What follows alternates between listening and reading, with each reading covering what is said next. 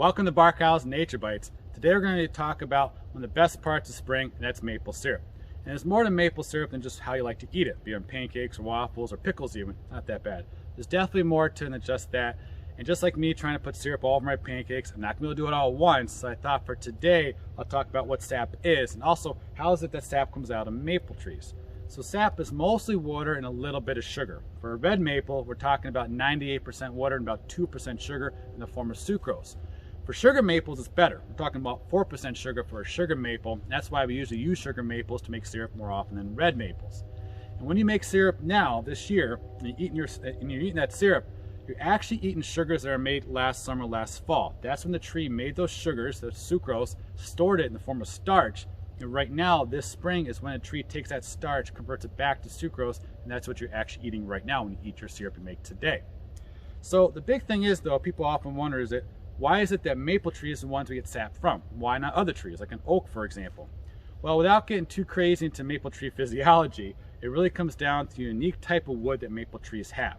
Inside the maple tree, there's tissues. I'm not talking like your snot rags you blow your nose in. I'm talking about cells of the same job as function as each other. And some of those tissues are called xylem. And xylem basically is like straws that go up and down the tree that move water nutrients up and down the entire tree, just like a whole bunch of little straws. Now next to that xylem, those straws, are a bunch of cells that are air-filled.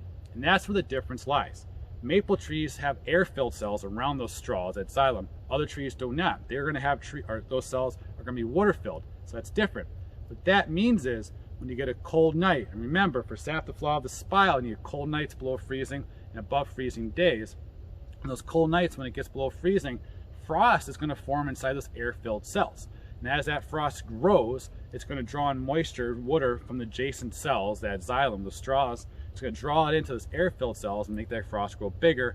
And while that's happening, there's also gas bubbles in there that's going to be formed even more. So yes, maple trees get gassy too. And those gas bubbles are going to get smushed and compressed all night as the frost goes larger and larger. And during the day, the next day when it warms up, the frost is going to thaw, it's going to melt, that water goes back into the xylem, the straws, into the sap, and it's also going to allow those air bubbles, gas bubbles to expand. And all that creates a lot of pressure inside the tree, about 40 pounds per square inch, in fact, which is more than a car tire typically.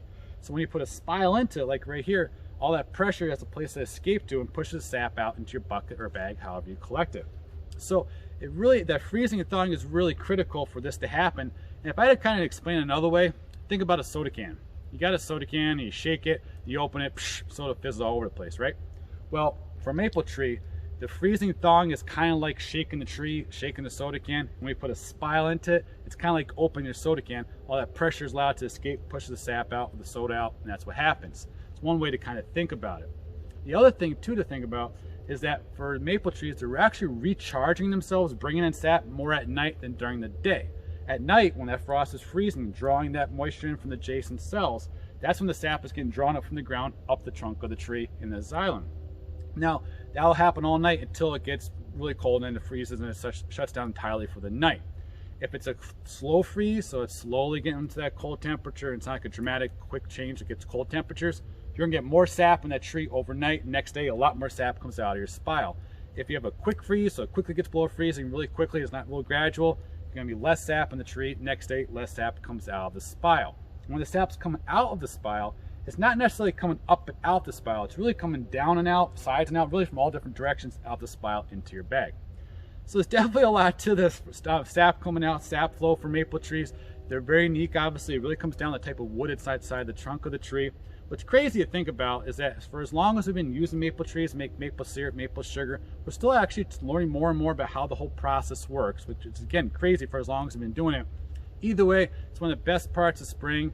And for maple trees, they're soon to be relieved, so they're excited about it. Thanks for watching Barkhausen Nature Bites.